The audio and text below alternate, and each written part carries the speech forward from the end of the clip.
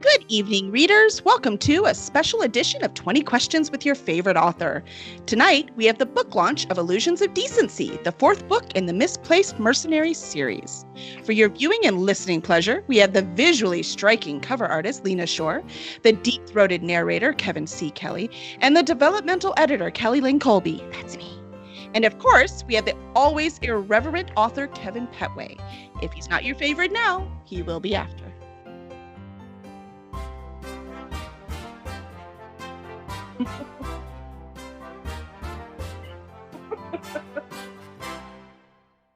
All right. Dancing to theme music. That's my exercise for the day. We're good. We're done. That's it. I worked out yesterday. That's how it works, right? Once a week and you're good? Mm-hmm. Oh, yeah. Yeah. It's totally what I'm doing right. Excellent. Oh, the audience says there's people in the audience who say that you are already their favorite, Kevin. Oh, that's so sweet. It is. It's because it's true. It's because you're awesome. Fourth book. Yes. That's Fourth book. Fourth book, Kevin. Scary stuff. Yeah. It's nice. All the same team. None of us have run away yet. I would also like to point out that this fourth book, in addition to being the second fourth book that I've written for this series, not my fault. It's entirely your fault. But it's also the first book that I have written completely under the auspices of Cursed Dragonship. And I think that that's important for a couple of reasons, because I really liked the first book. I enjoyed it. I thought it was, I still go back and read it and find myself amused by things that, that I forgot were in there. But I feel like each one gets better. Mm-hmm. But this fourth book, I wrote with all of the lessons that I learned along the way. And I feel like it takes a jump over the others. And it's hard for me to say that because I don't want it to sound like, oh yeah, the series gets good if you get 4 books in. Because it's good like from book 1. But I definitely feel like book 4 is kind of on another, it's on another level. I adore it. And I'm sure that people will think that too. I remember because normally, as we've talked with other launches about how I love to tear up your work because I'm a mean, horrible person. I mean, that's not really why, right? It's because I want it to be the best it can be. And I know you can handle it. I have turned down people when I give them, comments and they're like, but no, because of this, or no, because of that, or you just don't understand my work. I'm like, you know what? I don't know that we can work together. So with you and I, we figured that out, right? Because our end goal is the same. We want an awesome quality book. Yeah. So, but there's always tons of comments. It's full of red or purple or orange, whatever. I don't even choose it. My computer chooses a color. I don't even know how it decides. Because if I could decide, it would always be purple. And so as you go through and you do the comments, there's lots of them. This one was like clean for the first half. There was almost nothing I put in there. Was that weird? Did you think I sent you the wrong copy?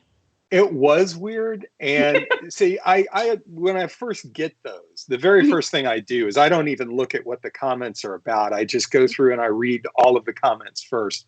And it gets me sort of in the right headspace to go back and look at them and see what they are about. Also, a little bit of time to cool off. Yeah. This is springtime. That's what I was going to say. I was like, well, what's all the complaining and stuff about? Yeah, well, that's after I've read them the first time. But see, I've got like, if you have this happens a lot with beta readers, you'll get a beta reader, somebody, especially if it's a new beta reader, and they don't want to be critical. And so you get a beta reader that, they read, your 300-page book and they come back with, I liked it. You're like, dang. And you're like, thanks. And of course, I don't want to be critical by saying you just wasted everybody's time. I know. But they're doing it for free to try to help, right? So I was a little concerned when I got that one back and there wasn't that much in it, for the critique. But honestly, I understood why. I feel like your influence is a little heavier in this one than in previous ones, and it's just because I internalized a lot of the comments that I had gotten over the first 3 books when I was writing this one, as opposed to having already written it, and then you got a hold of it. I don't know. Lena, I'm so sorry. I've gotten in his head. I apologize. It's okay. I don't know what to say. You take some of the heat off, honestly. Good, he can be mad at you for a little while. And then we have Chris over here. He has all the fun part of reading it. How was it like reading this one? Oh man, it's been, it's funny, as Kevin was talking about his journey, I feel like I've had the same kind of journey that he has, where I feel like I'm getting better and better, and I feel like it's I'm applying lessons that I have learned throughout the 3, and so I'm really excited for people to hear this one and see how far we've come and all of that. It's I think that as a team we are just getting better and better, and I completely agree with that. Absolutely. Me too. And no one would buy any of this if we didn't have Lena's gorgeous work on the cover. How much fun is that, Lena? Well, thank you. How much fun is it? Oh, well, when I first started, it's kind of fun, and then Kevin comes back, and there's changes, and Oh, it's not fun working with an editor, is it? See, now you know what he goes through with me. No, I try really hard to plan everything. It's like I have all the covers planned out, all of them from the whole time. I'm like, we need a system. I need to know what goes on each one, and we have notes and color schemes, and then I think I have it all down, and I'm feeling good about it, and then he shits on it. So then he's like, but creativity. Right. No, he's fine. It's just it's a lesson in realizing you didn't understand what the other person meant, and so, but that just happens. It's just one of those things. Yeah, right now on the screen, everyone can see, well, except the podcasters. I'm telling you, man, watch it. It's more fun. All 4 covers in a row, and they are gorgeous. Just looking them up. I love the different colors. Oh, I haven't seen Illusions yet. Oh, it's so pretty. And my thing, what I love about Illusions is this one's actually vibrant and moving. Yeah. You know what I mean? Like there's activity on it. There's actual, it's more alive. So it's almost like Kevin got better at the writing, but you got better at the covers too. So between these 2 things, I mean, it's just working out great. It does have more movement in it, which I do like. That's awesome. Yeah, I like the color. Is that the Dovenhouse Tower? Yes. It is. Or, no. That's what's her name? Gloves Tower. Yes. Gloves Tower. Okay, yeah. That's the one that catches on fire. Yeah. Yeah, I'm like, there's a fire. Oh no, the first one catches fire, and there's a pig. Oh, it is on fire, isn't it? Mm-hmm. Yeah. The most important thing, though, is the pig. Yes. I have to say, there's been lots of fans wondering if the pig was going to come back. What can you tell us about the pig, Kevin? So the pig had a very significant presence in book 4, number 1. So he's never going to let that down. No, I never am. I have no intention of ever letting that go. However, I was protecting the readers. They should thank me. That I'm pretty sure that the first book 4 will end up being at least the bones for the first book in the pirate series, which we will do later. Pirates. So I think that's all going to work out fine. I know. I like pirates. It'll be fun. What do you think, Chris? Pirates? Anyway, but because of that, I felt it necessary because the if you look at the whole story, throughout from books 1 to 5, there's a certain flow and cadence that requires pigs, in certain places.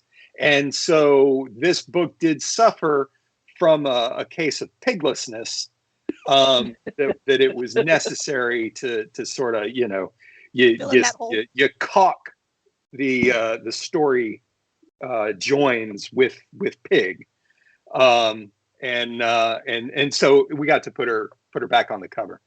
Buck wants to know, is it the same pig? It is absolutely the same pig. And Sarah knows it right away, and it's so cool. And it comes in when you least expect it. Mm-hmm. It was very clever. I like it. And she's a hero, because duh, she was raised by heroes. Yeah. Heroes. Right. I had someone today. I was all excited, and I was telling them about the books, and I've had a lot of people that have said, "Oh, I went and bought them," which is wonderful. But somebody today said, "Yes, I went and looked, and there was a pig on the cover, and it brought up questions which must need to be answered. So I purchased that book." Whatever it takes, man. Whatever it takes. I know, it made me so happy. I was like, right. Can you have a dragon in the pirate books? Because dragons on covers just sell books automatically. I mean, we could totally make that work. There will be a dragon on the cover of book 5. Oh, yes. But we're not going to talk about book 5 because it's the last one and it makes me sad. So we're not going to talk about that. You wait till you read it. And you're going to get more comments. Is that what you're telling me? Even if they're just tears? Yeah, y'all laugh, but I do also put my reactions in so that they can actually know, because I want the author to know how the reader's reacting, because I'm a reader first. So I want them to know exactly how the reader's reacting, which I think is the problem beta readers have, right? If they would just, as they went along, just say what their reactions are, that alone would be helpful. Yeah. So anyone out there beta reading, just tell us how you're feeling as you're going along. That's a huge help. But we do want to talk about the sale. We have a sale going on right now. So we want everyone to be able to take advantage of that. It's on through Friday. So Kevin, you want to tell us a little bit about the sale? Sure. I am very excited about this. And it's the first 3 books that are on sale.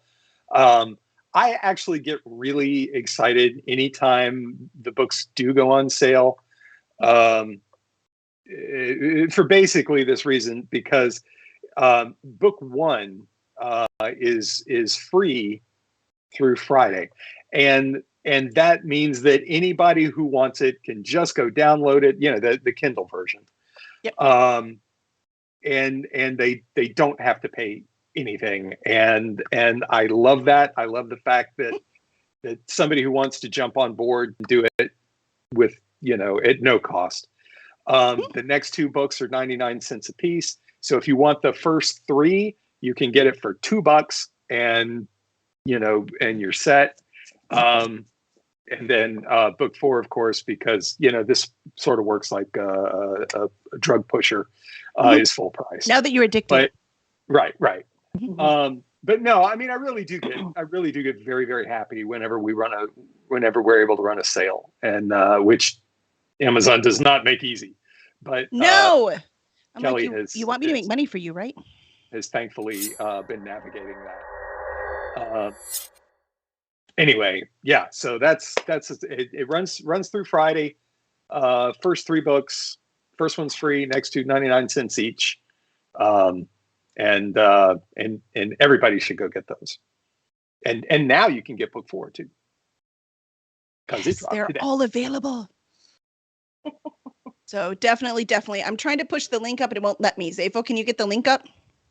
I can get the link up. And most importantly, no one here has yet mentioned that we are number 1 in Amazon's satire fiction category. Thank you very much. Number 1. We are number 2 in, by we, I mean a good running away, because it's awesome. Excuse me. I wrote them all down. Good. Go ahead, Kevin. You tell us. Where are we? Obsessively following this. Yeah, I'm surprised you don't have it memorized. Right? So what is it? I wrote down all the high points. So number 1 in satire fiction, number 1 in new adult and college fantasy, number 2 in general humorous fiction, number 3 in action and adventure fantasy, number 3 in humorous fantasy, number 4 in epic fantasy, number 4 in sword and sorcery fantasy, and number 5 in all humor and satire. I am blown away. Just flabbergasted. Yes. Yeah. So it is incredible. So thank you everyone for helping get the book up there. We're so excited. It is free right now. So if you were been waiting and you really wanted it and you just hadn't quite, pushed that button, even after Christmas when we spent all of our money, or maybe more on alcohol, like we did because our kids are older. So it was mainly just us we spent on. Then, and you just want it now, go get it now. And 99 cents, come on, man. And these are full-length books. We're not writing little novellas here. Kevin means it.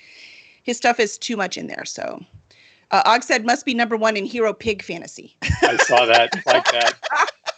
And yes, category. Shel Campbell, lots and lots of screenshots. That's awesome. Yeah, so congratulations, Kevin. It is well deserved. What is this, 3 years waiting? Something 2020 was the first book, right? So 2 years. Yeah, okay. Awesome. Yep, it was awesome. I mean, since publication. We're not talking since the beginning of the publishing journey. But that is one of my new questions I ask, and that is, how long did it take you to write your first book? It's not a fair question. The first book was like 5 years, but I wrote it like 5 times. And I think it was like a 350,000 word book, and so, and it's all of its iterations are in the trunk. It's never coming out. Lessons learned. I love that book. Love that book. Yeah. Actually, all of my friends and family really liked it. Mm-hmm. I let Joshua Esso look at it, and he he had some funny comments. I remember he said the first act it just went nowhere.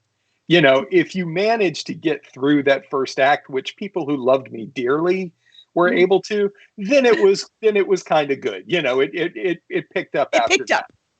But I agree. It was a little slow, that first chapter or so, or something. It was something. First, it could use some tweaking. But I really liked it. Yeah. I am sure elements were popping up in other things. I have no doubt.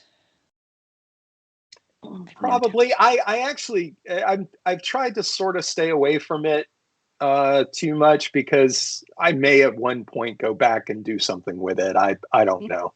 I mean, probably not, but there's always a possibility. So, and there was some things that I go back now and look at and I think, that was kind of obvious.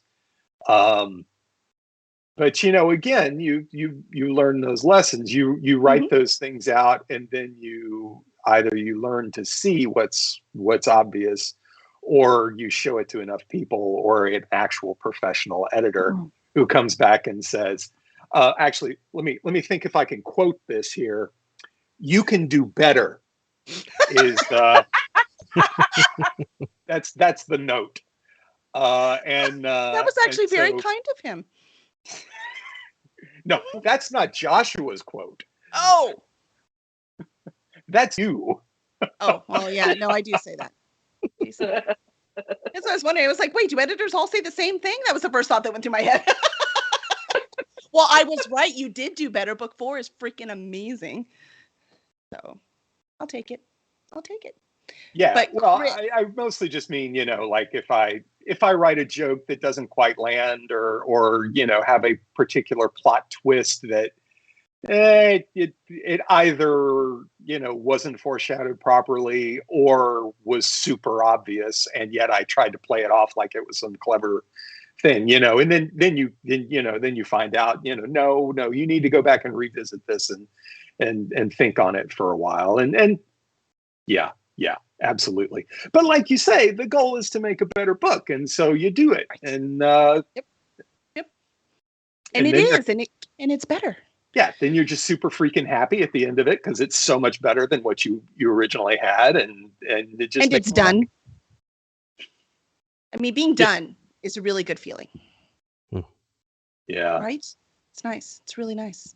So, Chris, I had a question because I always think about on the last one where, so you've said you've grown as a narrator, right? Mhm. So you're learning more about the process and getting, better at what you're doing. Last time you said you had to keep cutting because you were laughing out loud, right? So Yeah. that's, generally frowned upon when the characters are being tortured, but it's Right. funny. So question, have you gotten better at that, or have you just got better at knowing you were going to laugh and you could pause? Oh, the second one for sure.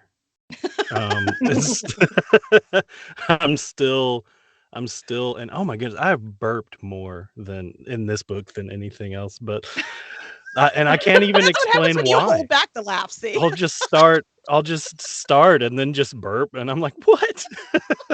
Stop swallowing your feelings. Right. I think what I've really come forward on in this time is actually keeping the characters' names the same, because sometimes I will just say the complete wrong name and and then have to go back and be like, oh my goodness, what were you doing? That's been that person's name for 4 books. Why are you? But no, but I haven't done that nearly as much this time.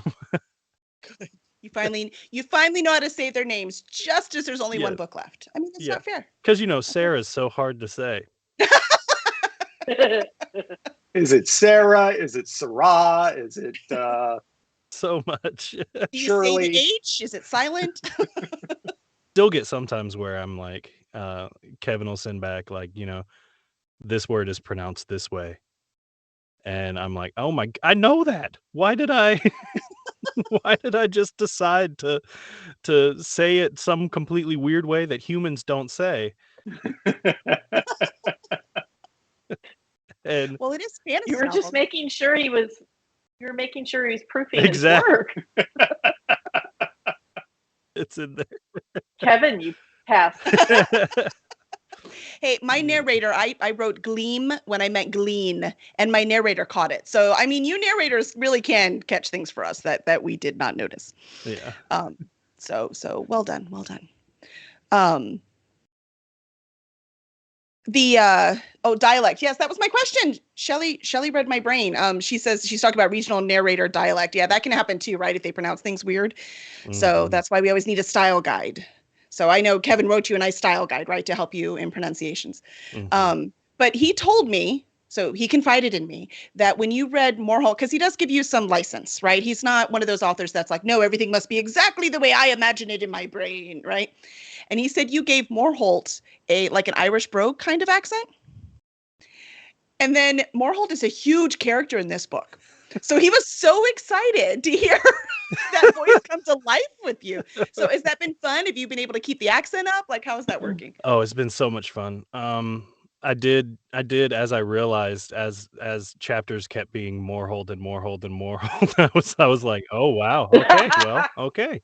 So so it doing voices, that's always something that you can accidentally bite yourself in the tush with, because you think, oh, this will be a fun voice. It's a sort of thing that I haven't done before, and It's a minor character. but you have to keep it that whole time, and you have to keep it pretty consistent. And I feel like that's one I do all the time. I don't normally do accents that I play with, but that one in particular is one that I do just walking around the house, and my wife is like, "Shut up, you're from Alabama." And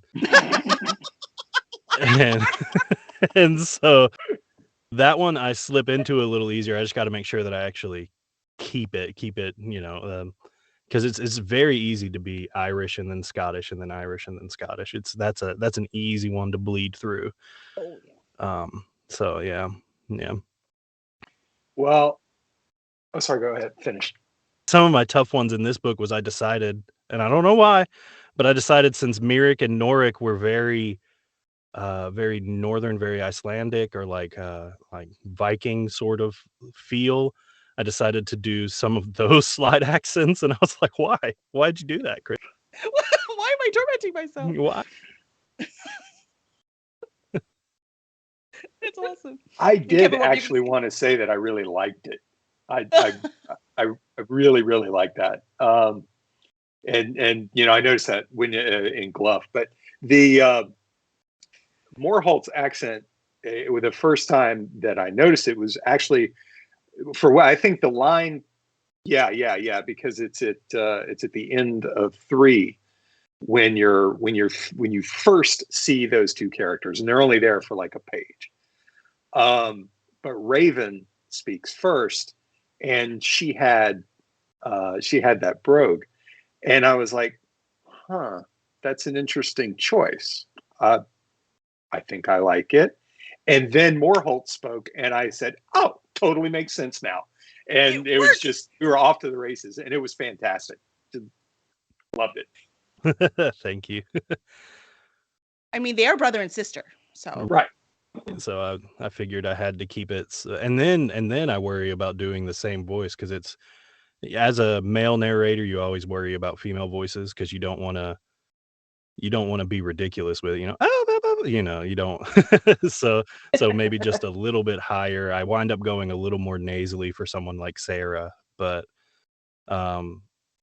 yeah, so when they're arguing, I spend a lot of time going, you're doing the exact same voice, yelling at yourself.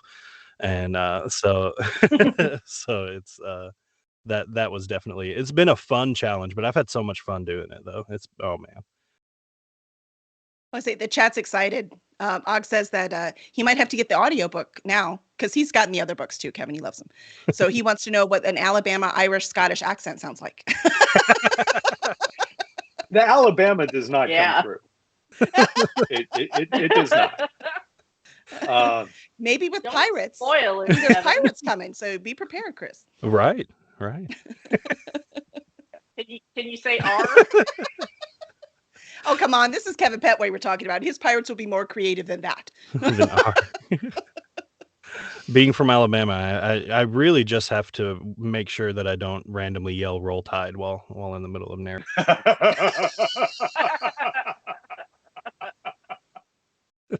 Just instinct for you, huh? It just happens, right? You hear it it's hello here. It's hello here. Walking down the street, roll tide. Roll right. Tide. That's hilarious. I totally need to put that in my new fantasy book. Come on now, right? They greet each other by the team and the city. That was totally realistic for me. I could see that happening.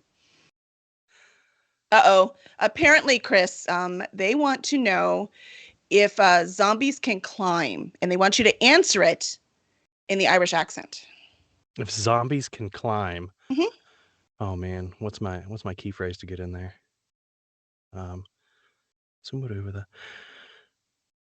I don't think that a zombie could really climb on its own, but if there's enough of them, they just pile on and pile and become a little meat ladder, so that they can get where they're going eventually. So it's creative climbing. They creative climb. Yeah. And that was perfect. And it was very Irish. It wasn't Scottish at all. Good job. Oh, thank you. Yeah, nicely. We have to ask everyone. It's required. Phrases to get into accents. Oh, clever. So that's where a lot of the pauses are when Kevin notices that a pause is long, is normally me muting it, saying my phrase, and then getting into the accent. Yeah. Which again, I don't think has happened yet this book. Yeah. I've gotten better at editing. Good job. My editing is actually okay. Woo! Let's face it, that's the tough part, right? That is the tough. Oh man. Yeah. Do you have like a short list for the main characters or all the characters of little notes to remind yourself? I do, yeah. And I have audio files all over the place of me just messing around in the accents that I want to do. So that I can remind myself. It happened a lot between the two that I've had the hardest keeping together were Eli and how did I just forget his name? Hardin. Yeah, Hardin and Eli were the hardest for me to keep. Like, I kept bleeding them into each other. And so them I listened to myself doing those a lot. I do remember copy myself. I do remember us talking about that at the time, but that was kind of funny because Hardin kind of takes a powder for a while and then shows back up much later. And I remember the point that I heard Hardin come back after all of that time. And I just got the biggest warm fuzzy. It made me so happy to hear Hardin's voice again. It was awesome. It was one of my favorite to do. I think it was one that I want, because you throw it deeper and yeah, so it was a lot of fun. And it's not even just that. It's like deeper, but it's also sort of disdainful. You get so much of his personality just in that voice, and it's very true in all of them. But because that character had a very special place for me. When I heard that again, I just it was an old friend coming home. Oh man, he's such a great character too, and all the stuff that what you find out about him by book 3 is, man, what a great character. I don't know. Is he coming back with pirates, Kevin? Oh, it's possible that he was one of the main characters in book 4, version 1. The one that got cast aside. I have no idea what he's talking about. Poor Lena. She has to hear this all the time, don't you? All the time. All the time. Honestly, most of what she hears is he's pretty good. Whatever I'm working on at the moment. I think you're the one that gets the bad part. No, I just remember there's no bad part. My job's fun. The what I laugh at is the editing part of my job is fun. If all I could do was edit, I would be on board 100%, 24 hours a day. The funny part was one time, Kevin, I won't even remember what it was because I don't remember things like that. But he was like, one of your comments, I was like, no, that's not right. She just doesn't understand. And he told you that comment. And Lena was like, no, she's right. I was like, I really like Lena. I really like her. I didn't remember what it was. I just remember that.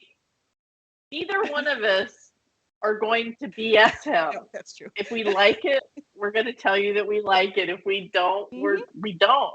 And, I try to be nice about it, and there's lots of really wonderful things to say too. But if there's something that I have a negative feeling about, I'm not going to hide it. No. I mean, what? He came pre-trained. I don't know. I'm not sure there's all training involved here. Maybe it just all comes out in the book, right? He just lets it out in there. So I am interested in this new book. Time has passed between book 3 and book 4, the actual book 4. So time has passed between the two. And as we know, Keen and Megan are together, very happy. And anyone who read the end of book 3 knows that Megan was pregnant. So, of course, here in book 1, we have Keen and Megan's kids, and I adore them. So where did you get the inspiration for the kids, Kevin? Well, okay. Firstly, I'm very immature, so that helped. Well,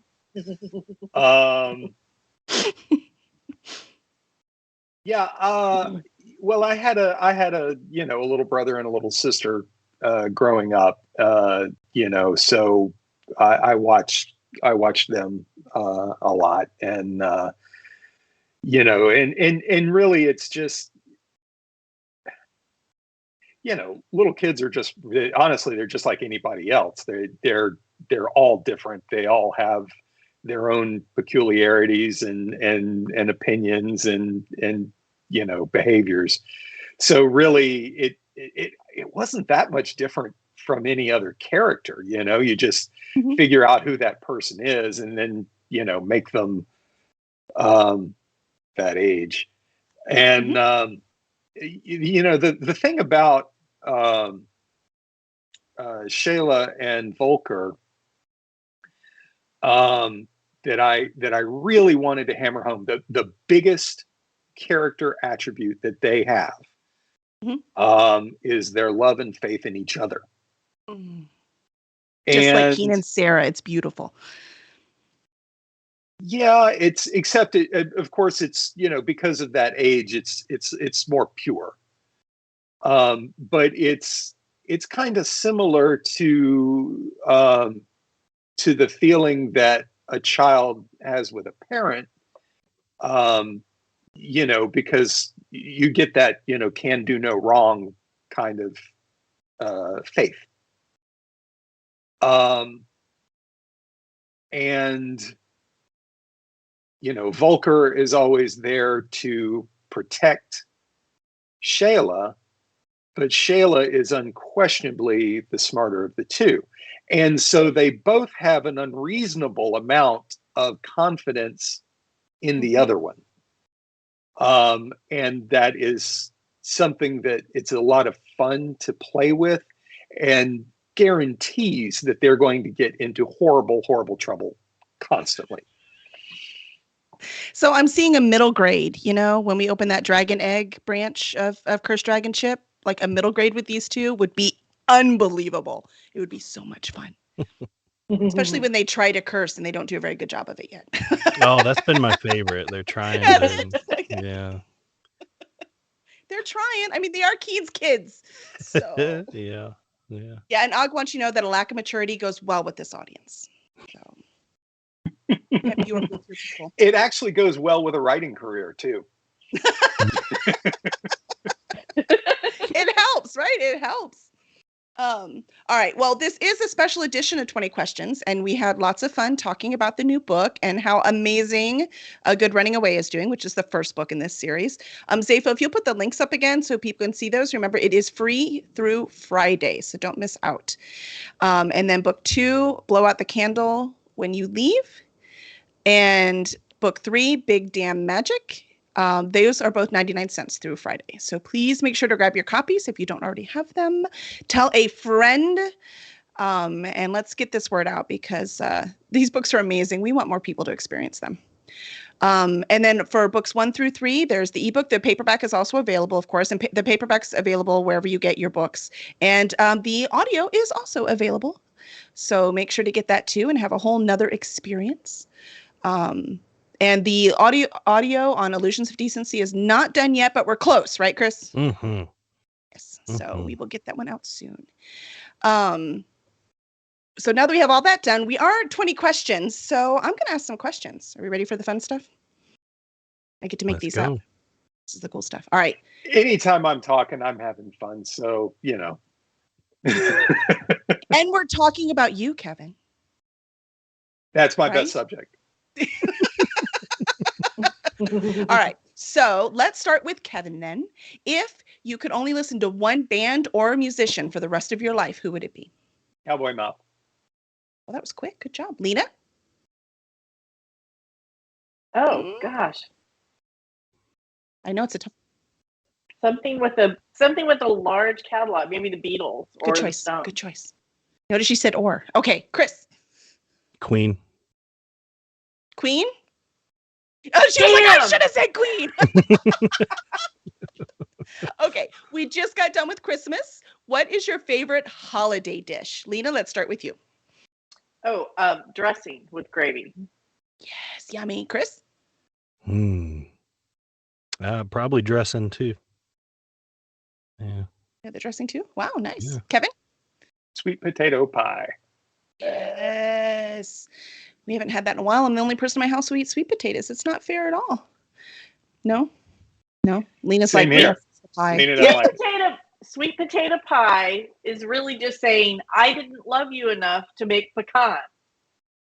Well, in my house, I always make pumpkin and pecan because I do love everyone except myself because I'm the only one who likes sweet potatoes. So it's Superstars, Kevin. We'll have to make some sweet potatoes, see, just for you and me. There you go. All right. And who are we starting with now? Chris, cats or dogs? I have one of each, but I'm probably more of a dog person. Kevin? No, dogs. Dogs. Well, Lena? we had cats. Lena came with cats. Loved the cats. Sweet cats. Once the cats died, felt no compulsion to replace them. Yeah, we decided we didn't want any more cat children. They just throw up on everything. You had very interesting cat children. Yeah. You never know. I'll say both of my cats are accidents. Like I didn't go to get a cat. They just kind of were here and I couldn't turn them away. So I get that. But both dogs we went and got. So yeah.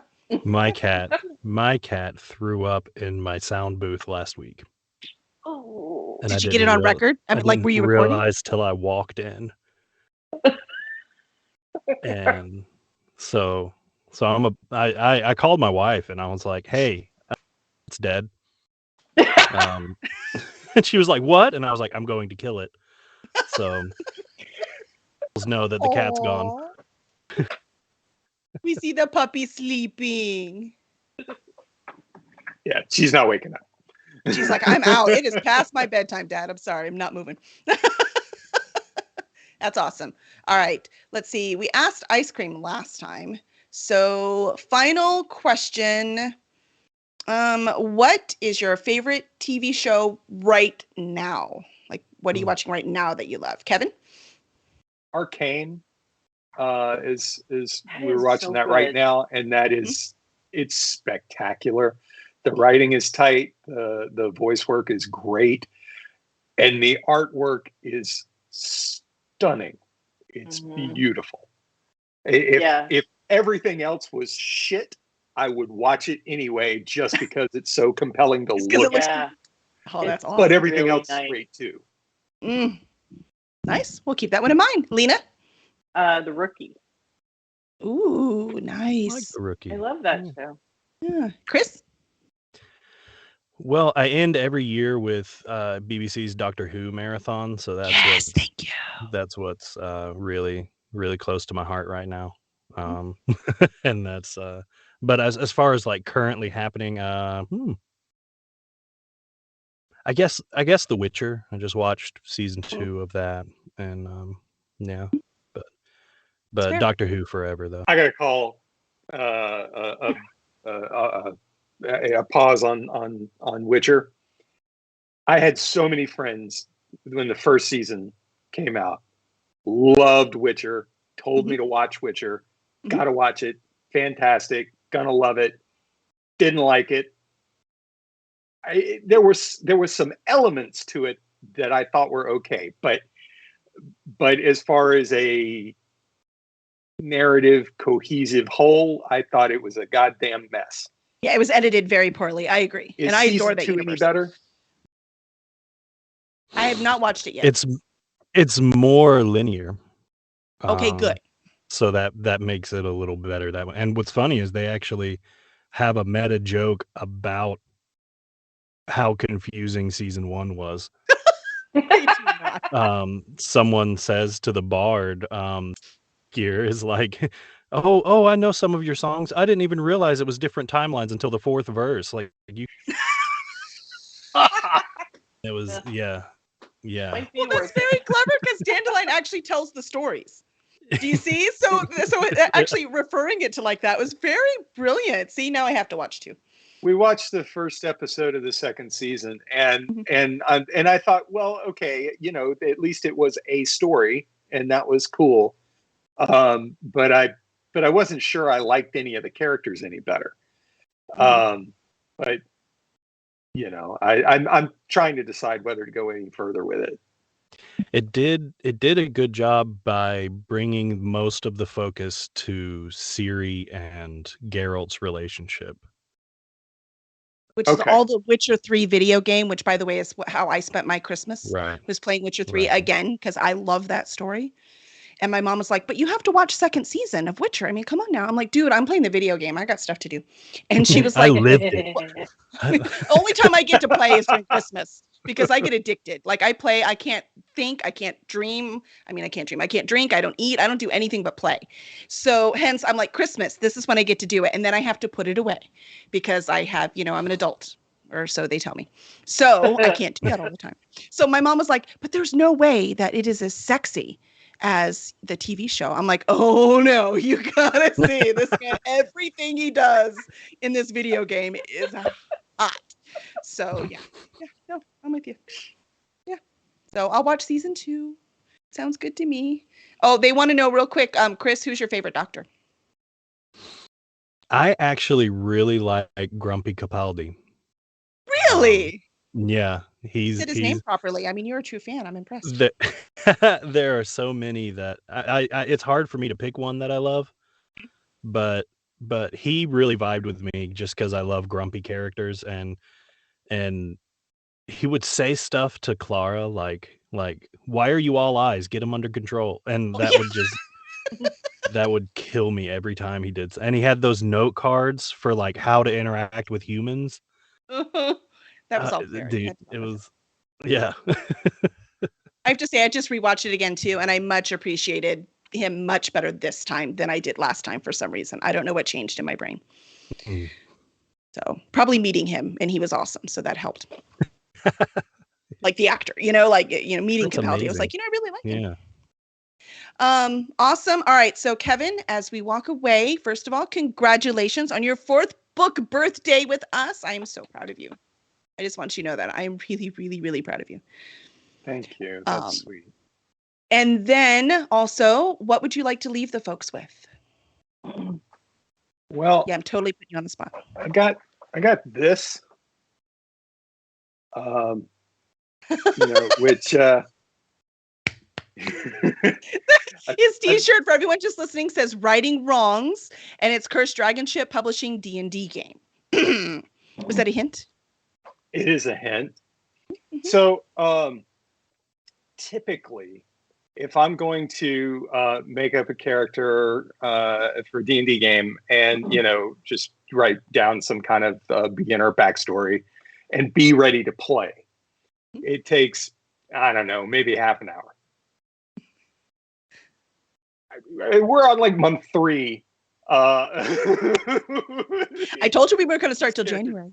And now Greg's going on vacation. So you completely did.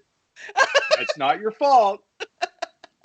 I'm just like, I can't tell you how much backstory I've written now. Because I'm just like, if your character dies in the 3rd episode, it's not my fault. No, it won't be. I've got some other backups in line. No, but I am very excited about it. Just because, we've got a bunch of other, seriously cool writers involved in this, and I think it's going to be a lot of fun. We're streaming the game, and right here. Right here, and it's going to be awesome. I'm looking forward to it. I even have an accent of my own I've been working on for the game. Yeah, you should talk to Chris about that. That's right. Ask what phrase he uses, right? What phrase do you have to use to get yeah. Well, I have a phrase of my own that I've been using to do that. But I'm very excited about it. That's so awesome. And Lena made that logo, didn't you, Lena? That's your work, isn't it? No, I helped. You helped? It was Kevin's concept, and I came and judged it a little bit. Gotcha. Well, it's awesome. And it was Kevin's name too. You're so good with names.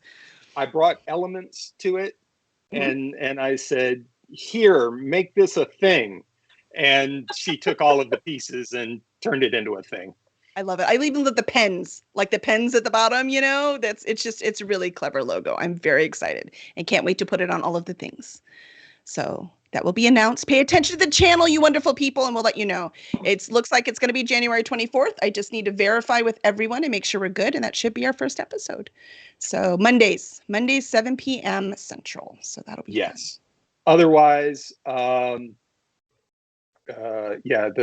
sale on the first 3 books, totally excited about that. Finally getting to see book 4 out in the wild. I'm really happy about that. I am intensely proud of this book. And I can't wait for people to read it. we got that Kirkus review that was really, really positive, very upbeat. That made me very happy. And that's on the blog, by the way. If you go to curseddragonship.com, you'll be able to see that. And of course, things that we're not supposed to talk about is, book 5 is pretty much done on my end.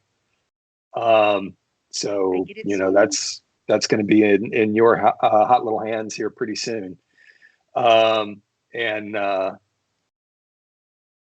Boy, this one it ripped me up.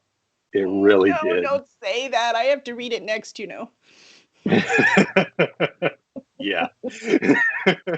No. No more laughing, Chris. It's all tears on the next one. Yeah. At least you're spreading the joy. At once eating pork. He was mopey for like 2 weeks. Oh. He'd Hey, it's wander also out hard of to be done with something, though. Also, right? Like we talked about that too. When something ends, even if it's something great, it takes a while to recover. Every 2 days, it was some new sort of grieving that he had to process. Now, if you just made him some sweet potato pie, he would have felt better. I did. Oh, well, see, there you go. True love. She made me a sweet potato cheesecake, and it was amazing. That sounds delicious. Awesome. All right. Well, y'all were great. Thank you so much, Kevin. Thank you, Lena. Thank you, Chris. Y'all do great work. And we'll look forward to seeing y'all next time. Oh, wait. I didn't say one thing. I forgot the main part. Like the whole thing is marketing, right? Obviously, I suck at that. So, Chris, tell us, where can people find you? Now that they've heard your wonderful voice and amazing accents, please let us know where people can find you. My website is blanketfortvo.com. And you can follow me here on Twitch at Blanket Fort Stories.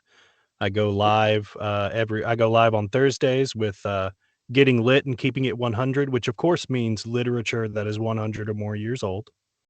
What? Follow your channel. What was the channel name again? Blanket Fort Stories. Excellent. All right, Lena, where can people find you? You can go to my website at lenashore.com, lenashore.com, if you would like to see my graphic design stuff. Excellent. Are you doing more covers now too? I have done other covers. Excellent. I don't have anything currently, but you can go look at my portfolio at lenashore.com. Yeah, Lena also made our logo for our website, and she did our website, so she's multi-talented. And Kevin, now that you are everyone's new favorite writer, where can people find you? Well, you can find me at kevinpetway.com, where I would encourage everyone to go sign up for my newsletter. Hilarious.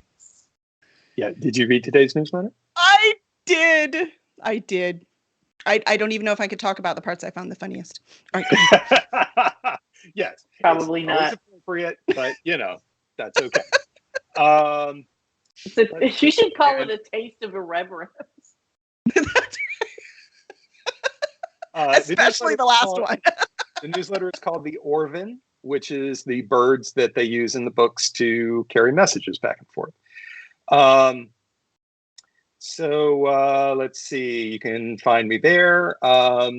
And of course, you can find the books at Amazon and wherever fine books are sold. And for some reason, they also have mine. And other than that, I'm, the usual haunts: Facebook, Twitter, and Instagram. And all the links are on your website, so they're easy to find. Yes. Everything is on the website at kevinpetway.com. Excellent. And it's named that so I will remember what it is. Well, thank you very much for being on, and we hope to see y'all next Tuesday at 8 p.m. Central, where we have Mike Jack on. He'll be fun. Yeah, he's awesome. He is awesome. Bye. Thank you, Kelly. Goodbye and good night. Bye. There's usually music.